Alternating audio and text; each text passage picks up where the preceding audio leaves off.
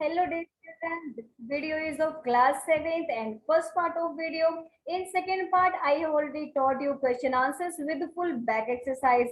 So guys, in this video, we are going to do unit 5, Hello Mr. Ghost. It's a second chapter that is The Ghost of Christmas Yet to Come. Explain in Hindi. So इस video में हम करेंगे इसकी explanation with summary. And yes guys, इसकी summary मैंने आपको question answers की video में भी दी है और इस वीडियो में भी आपको summary भी इसमें मिल जाएगी. So let's begin with the help of characters. And yes, if you haven't subscribed the channel, you can subscribe if you think it is beneficial for you.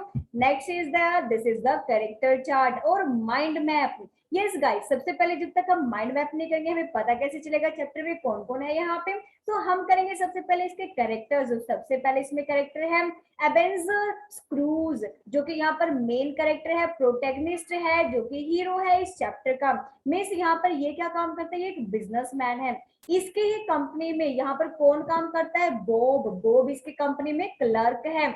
और नेक्स्ट यहाँ पर जो है एक फ्रेड है. फ्रेड इसका नेफ्यू, मींस इसका भतीजा. किसका भतीजा, स्क्रूज का भतीजा है यहाँ पर. और स्क्रूज का ही एक फ्रेंड भी है जो कि उसके बिजनेस में कभी पार्टनर हुआ करता था, लेकिन अब वो यहाँ पर नहीं है क्योंकि उसकी डेथ हो चुकी है. अब वो घोस्ट बन चुका है. कौन घोस्ट बन चुका है, जैकोब मार्ले. जैकोब मार्ले जो अब घोस्ट बन चुका है, जो कि उसका पार्टनर है. और यहाँ पर जिसको वो कभी लाइक करता था वो उसकी गर्लफ्रेंड भी यहाँ पर दी गई है. और साथ ही साथ यहाँ पर दिए हुए हैं घोस्ट प्रेजेंट, पास्ट और फ्यूचर वाले. मीन्स तीन घोस्ट यहाँ पर आएंगे, तीनों उसको कुछ ना कुछ रियलाइज करवाएंगे और देखते हैं चैप्टर में क्या उसको रियलाइज करवाते. तो ये आपका माइंड मैप, जिसकी हेल्प से आपको पता चलेगा कि कैरेक्टर्स का क्या रोल है यहाँ पर. नेक्स्ट हम चलते हैं समरी पे. यस गाइस, आप यहाँ पर इसकी समरी जो है वो लिख सकते हैं वीडियो को पॉज करके, क्योंकि यहाँ पर इससे भी ज्यादा मैं समराइज करने जा रही हूँ आपके चैप्टर को. So let's begin. Very first, what is given there. जो ये the ghost of Christmas yet to come. Yet to come का मतलब क्या है कि फ्यूचर वाला घोस्ट जो अब भी आएगा. ठीक है, फ्यूचर में जो जो कुछ होगा वो उसको बताएगा. तो यहाँ पर क्या है, जो ये क्रिसमस क्रोल है ये आपका एक नोवेल में से लिया गया एक पार्ट है. इसके अंदर जो एबेंजर स्क्रूज है वो क्या है, यहाँ पर काफी माइजर है, बहुत कंजूस है, बहुत लालची है. वो ऐसा बिजनेसमैन है, काफी हार्ड बिजनेसमैन है, जो कभी किसी की नहीं सुनता, किसी की हेल्प नहीं करता. और स्पेशली यहाँ पर जो इसका जो क्लर्क है, क्लर्क कौन है यहाँ पर, क्रेचिस्ट. जो इसका क्लर्क है बॉब क्रेचिस्ट, उसकी वो सैलरी नहीं बढ़ाता, बिल्कुल भी नहीं बढ़ाता. वो उसे रूडली बिहेव करता है अगर वो थोड़ा सा भी लेट आता है तो यहाँ पर उसका बहुत रूड बिहेवियर देखने को मिल रहा है. किसका रूड बिहेवियर, स्क्रूज का रूड बिहेवियर यहाँ पर. और वो कभी भी जो है वो गरीबों की हेल्प नहीं करता. और एक और बात, उसको क्रिसमस तो सेलिब्रेट करना बिल्कुल अच्छा ही नहीं लगता. तो यहाँ पर देखते हैं यहाँ पे क्या होता है उसके साथ, कि वो अपने आप के साथ यहाँ पर कुछ चेंज करेगा या नहीं करेगा. अब चलिए, वन क्रिसमस ईव, एक बार क्रिसमस का फेस्टिवल सेलिब्रेट हो रहा था, तो स्क्रूज जो है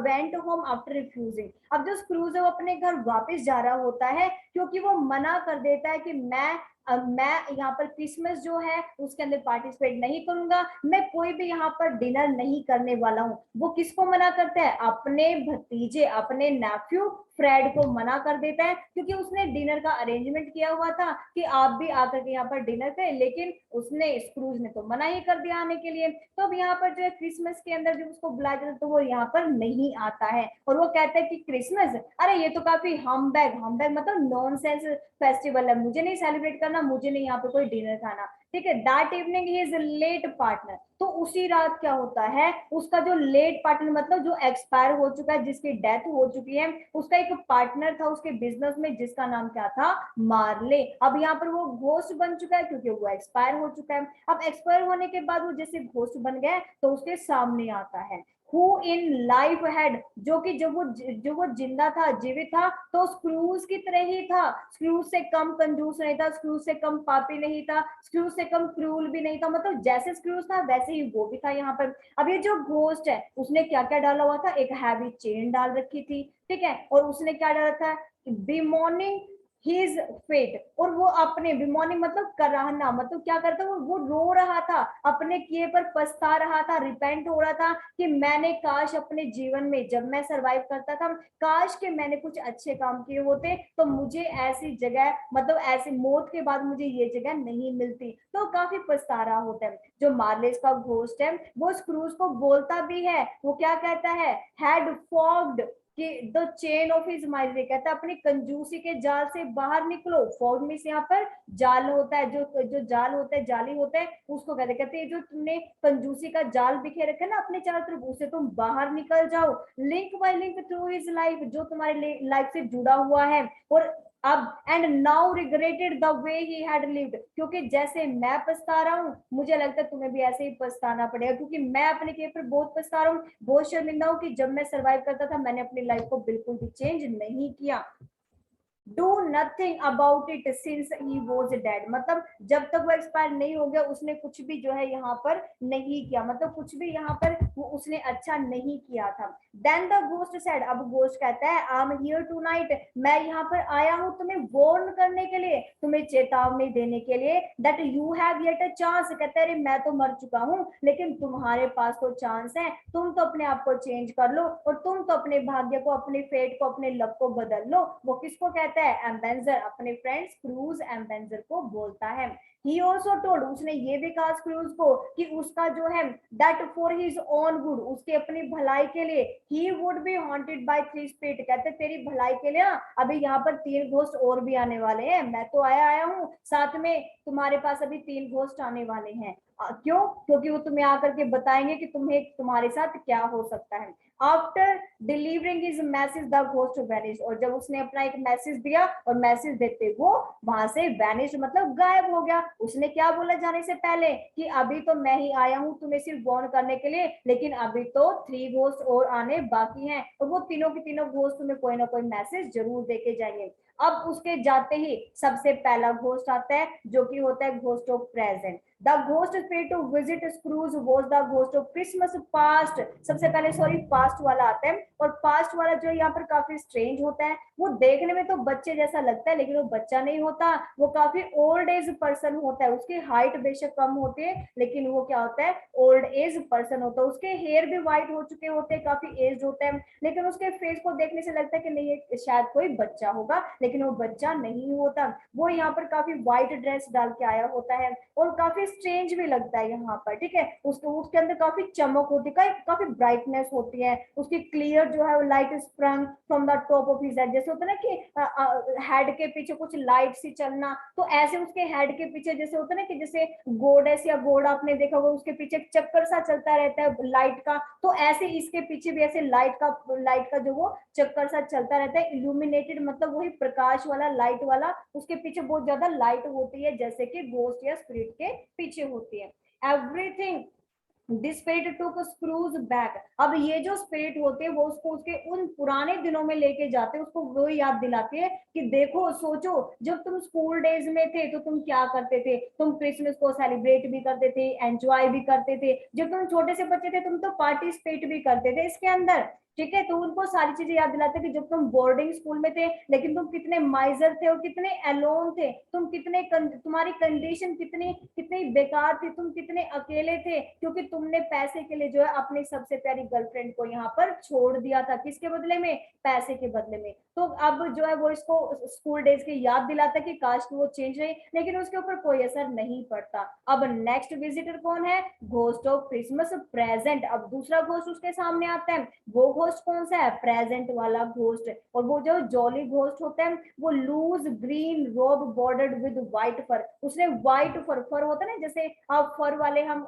विंटर में कपड़े भी डालते हैं जो हमारा कॉलर पे भी फर होता है कई बार, और हाथ पे जो स्लीव होते हैं उसमें भी फर होता है, तो फर वाले जो उसने यहाँ पर कुछ कपड़े डाले होते हैं व्हाइट कलर के, और वो स्क्रूज को जो है वो उसका प्लेजेंट और उसका जॉय जो वो एक्सपीरियंस याद करवाता है कि देखो तुमने कैसे अपनी लाइफ में एक्सपीरियंस किया है, वो मिस करता है कहते हैं कि he missed by not participating in Christmas and took Scrooge on the tour of the people. कहते हैं कि देखो मैं तुम्हें याद दिलाता हूँ कि जब तुम पुअर लोगों के साथ एंजॉय करते हो, देखो जो ये गरीब लोग वो उसको गरीब लोगों के साथ टूर पे लेके जाता है और दिखाता है कि देखो गरीब लोग भी, पुअर लोग भी कैसे यहाँ पर अपना क्रिसमस को एंजॉय कर रही हैं। और यहाँ पर जो उसका पार्टनर होता है बॉब बॉब क्रैचिस्ट जो होता है वो फैमिली वॉज अमंग देम, वो भी उनकी फैमिली के साथ होता है, वो भी क्रिसमस को सेलिब्रेट कर रहा होता है। As that of his nephew Fred, whose Christmas dinner Scrooge had rudely refused to join, क्योंकि क्रिसमस का जो डिनर का प्रपोजल था वो उसने रिफ्यूज कर दिया था, जो कि उसके भतीजे ने कहा था कि भी आप आओ और यहाँ पर डिनर करो क्योंकि आज क्रिसमस है, लेकिन उसने मना कर दिया था। The last to visit was the ghost of Christmas yet to come. देखो दो घोस्ट आ चुके हैं, पहले आया पास्ट वाला, फिर आया प्रेजेंट वाला, और अब आ रहा है येट टू कम मतलब फ्यूचर वाला। अब ये जो है स्पिरिट वो क्या बताते हैं, वो ब्लैक कपड़ों से कवर होते हैं। देखो दूसरे तो व्हाइट कपड़ों में कवर थे, लेकिन ये वाला घोस्ट जो है वो पूरी तरह से ब्लैक कपड़ों में कवर होता है, बिल्कुल घोस्ट के काफी डरावना दिखाई देता है। और ये कुछ बोलता नहीं है, मुंह से कुछ नहीं बोलता है, ये सिर्फ इंडिकेट करता है, ये जस्ट क्या करता है, इशारे करता है। यहाँ पर क्या इशारे करता है, यहाँ पर जो है ये स्क्रूज कुछ क्वेश्चन पूछता रहता है कि मुझे बताओ बताओ, लेकिन ये कुछ बताता नहीं है। ये यहाँ पे जस्ट क्या करता है, सिर्फ इशारे करता है। His terror turned ice cold, वो तो डर के मारे भाई ठंडा हो गया बिल्कुल। When the spirit did not utter a word, जब इस स्पिरिट ने एक शब्द भी नहीं बोला और सिर्फ खड़े होकर के पॉइंटिंग मतलब इशारा ही इशारा किया। Are you the ghost of Christmas yet to come. तो स्क्रूज पूछता कि मुझे तुम ये तो बता दो क्या तुम वही घोस्ट हो जो कि फ्यूचर वाले, जिसको कि मुझे बताया गया था कि एक और स्पिरिट आने वाली है। ठीक है, द स्पिरिट डिडंट आंसर, यहाँ पर फिर से स्पिरिट ने, उस आत्मा ने कोई भी आंसर नहीं दिया, सिर्फ उसको पॉइंट करता है, सिर्फ इशारे करता है। You are going to show me, कहते कि क्या तुम मुझे कुछ दिखाने जा रहे हो या कुछ हैपनिंग बताने जा रहे हो, बताओ मुझे क्या बताने जा रहे हो। So there was a moment, अब यहाँ पर एक ऐसा पल था, at the top of the robe as if the spirit had nodded. अब उसने थोड़ा सा सर हिलाया और उसने उसको जो है वो कोई भी इतना आंसर नहीं दिया, and that was the only answer, सिर्फ यही एक आंसर था। उसने सर हिलाया, जो भी कहा उसने यस या नो में सर को हिला दिया। स्क्रूज वाज शेकिंग, अब भाई डर के मारे जो घोस्ट इस तरह से इशारे कर रहा था, वो कुछ बोल ही नहीं रहा था, तो डर के मारे पूरी तरह से शेकिंग मतलब हिल गया। कौन हिल गया, स्क्रूज हिल गया पूरी तरह से। और जो घोस्ट था to Christmas to yet to come, उससे बहुत ज्यादा वो डर गया। किससे डर गया, फ्यूचर वाले घोस्ट से बहुत ज्यादा वो डर गया। Spirit I am very scared of you, कहता है कि अरे आत्मा तुमने तो मुझे बहुत ज्यादा डरा दिया, अरे भूत तुमने मुझे बहुत ज्यादा डरा दिया। Ghost but as I know, लेकिन जैसा कि मैं जानता हूँ, that what you will show it for my good, कहते हैं तुम जो भी कुछ दिखाओगे वो सब मेरी भलाई के लिए ही होगा। I am willing to come with you, अरे मैं बहुत विलिंग हूँ तुम्हारे साथ आने के लिए, तुम जहां चाहो मुझे लेके जा सकते हो। जो घोस्ट है यहाँ पर, अब जो स्क्रूज को है वो ग्लाइम्सिस ऑफ अ पॉसिबल फ्यूचर, मतलब उसके होने वाले फ्यूचर का जो भी सीन था वो उसको दिखाने की पूरी कोशिश करता है। वो ये दिखाने की कोशिश करता है कि डेथ के बाद उसका क्या हाल होगा। देखो भी यहाँ पर ये जो घोस्ट इसने कैसे बिल्कुल ब्लैक क्लॉथ डाले हुए, पूरी तरह से अपने आप को कवर किया हुआ है। और स्क्रूज जो ये ओल्ड पर्सन है उसको कहाँ पर लेके आता है, कब्रिस्तान में लेके आता है। कब्रिस्तान में आके उसको जीते जी उसकी कब्र दिखा देता है। तो कितना डरावना था कि अगर एक पर्सन अभी जिंदा है और उसको उसकी कब्र दिखा रहा है कि देखो तुम मरने के बाद ये तुम्हारी कब्र होगी और तुम यहाँ पर ऐसे जो वो रहोगे। तो इतना डरावना लगा इसको स्क्रूज को कि ये तो बहुत ज्यादा डर गया उसके पहनावे को देखकर और साथ ही साथ उसके इशारों को देखकर और उस कब्र को देखकर, तो बहुत ज्यादा डर गया यहाँ पर। वो कहता है oh spirit I know it is nearly time for us to part company but you must tell me, लेकिन तुम मुझे प्लीज बता दो दैट सीनर वाज के यहाँ पर जो इस कब्र में जो लेटा हुआ है वो है कौन, मुझे ये तो बता दो। तो यहाँ पर वो घोस्ट उसको काफी अंदर लेके जाता है, गेट के अंदर, मतलब ये जो कब्रिस्तान होता है, यहाँ पर जो चर्च यार्ड होता है, कब्रिस्तान भी होता है इसके अंदर, तो वहां पर वो उसके अंदर लेके जाता है। अंदर ले जाकर के वो दिखाता है वहां पर कि वो कब्र किसी और की नहीं, वो खुद जो है वो किसकी थी, स्क्रूज की कब्र थी। उसने उसको जीते जी दिखा दिया कि देखो जब तुम मरोगे तो ऐसे स्टोन के ऊपर तुम्हारा नेम लिखा होगा कि कितने से कितने साल तक तुम जिए, और उसके बाद क्या लिखा होगा, उसके बाद तुम्हारी ऐसी जो है यहाँ पर कब्र होगी जैसी मैंने तुम्हें दिखाई है। तो I know that if the man acts in in a certain way, then there will be a certain end for the him. कहते कि जैसा आदमी करता है उसका वैसा ही तो अंत होता है, तो अपना ऐसा अंत देख करके भाई यहाँ पर जो स्क्रूज है बहुत ज्यादा डर जाता है. Crept towards the grave, snaking shaking as he went, जैसे जैसे उसकी तरफ जा रहा था तो पूरी तरह से हिल गया कि ओ मरने के बाद का मेरी ऐसी कब्र हो जाएगी. उसकी उंगलियां कांपने लग जाती हैं. अब यहाँ पर जो वो ग्रेव के पास जाकर वो देखता है कि उस पे क्या नाम लिखा होता है, एम्बेसडर स्क्रूज. अरे इस कब्र पे तो मेरा ही नाम लिखा है.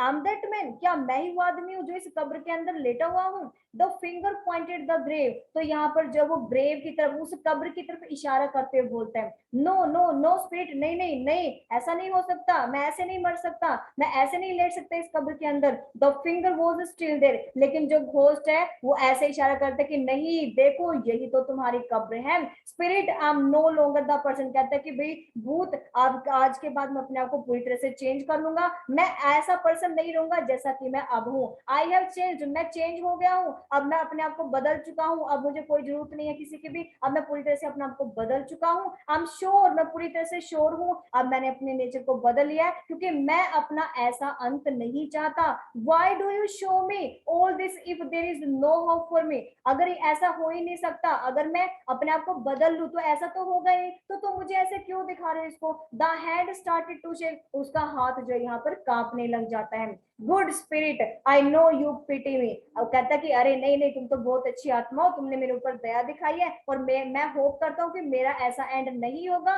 क्यों नहीं होगा, क्योंकि मैं अपने आप को पूरी तरह से चेंज कर चुका हूँ और अब मैं ऐसा कोई भी काम नहीं करूंगा जिससे कि क्या होगा, जिससे मुझे ऐसे अंत की तरफ जाना पड़े. तो अब यहाँ पर स्क्रूज जो है वो यहाँ पर उसे प्रॉमिस करता है और अपने आप को फ्री समझता है. And then he notice a great change, और उसके बाद उसके अंदर इतना चेंज आता है उसके अंदर, okay, great change in the spirit, spirit में चेंज आता है. It is seemed to be shrinking and becoming smaller smaller smaller, जैसे होता है कि घोस्ट छोटा छोटा छोटा होता चला जाता है और बाद में भी वो गायब हो जाते हैं. तो ऐसे ही यहाँ पर जो ये घोस्ट होता है, जो स्पिरिट होता है, छोटा छोटा छोटा होते होते बिल्कुल गायब हो जाता है. अब क्या होता है, the bed post was his own, वो देखता कि अरे ये कब्र तो उसकी अपनी ही थी. The bed was his own, ये बेड भी उसी का था और ये एरिया भी उसी का था, इसका मतलब मरने के बाद उसके साथ ये सब होने वाला था. अब वो यहाँ से जो है उससे बहुत बड़ा मैसेज मिलता है और जो थर्ड स्पिरिट होती है इससे बहुत ज्यादा डरता भी है. यहाँ पर सबसे ज्यादा डर उसको इसी थर्ड स्पिरिट से भी लगता है. I will live in the past present and the future, कहता है कि अब मैं पास्ट में, प्रेजेंट में, फ्यूचर में हर तरह से मैं जी करके दिखाऊंगा. जिसने मेरे को जो मैसेज दिया मैं उसका मैसेज का बहुत अच्छे से ख्याल रखूंगा और मैं यहाँ पर क्या करूंगा, मैं अपने आप को पूरी तरह से बदल के रखूंगा. तो अब यहाँ पर जो स्पिरिट है तीनों की तीनों will live in the end of the ambassador Scrooge, क्योंकि यहाँ पर जो एम्बेसडर था, यहाँ पर जो स्क्रूज था वो अपने आप को बदल चुका था.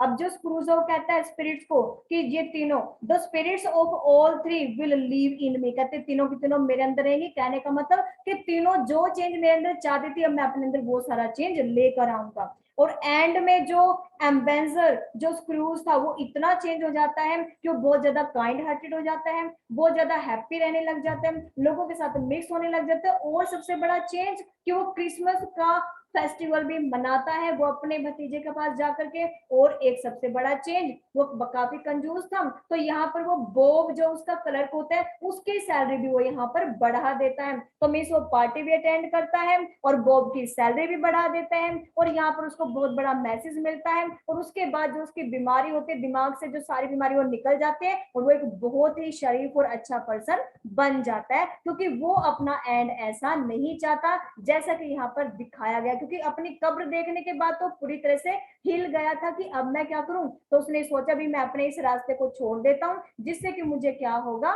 मैं यहाँ पे पूरी तरह से चेंज हो जाऊंगा तो मुझे ऐसी प्रॉब्लम फेस नहीं करनी पड़ेगी. तो ये था आपका चैप्टर. इसके चैप्टर के क्वेश्चन आंसर्स यहाँ तक आपकी फर्स्ट यूनिट से लेकर और इस यूनिट तक ऑलरेडी अपलोड हो चुके हैं और नेक्स्ट चैप्टर भी आपके कुछ एक दिनों में अपलोड हो जाएंगे. So thank you so much for watching the video.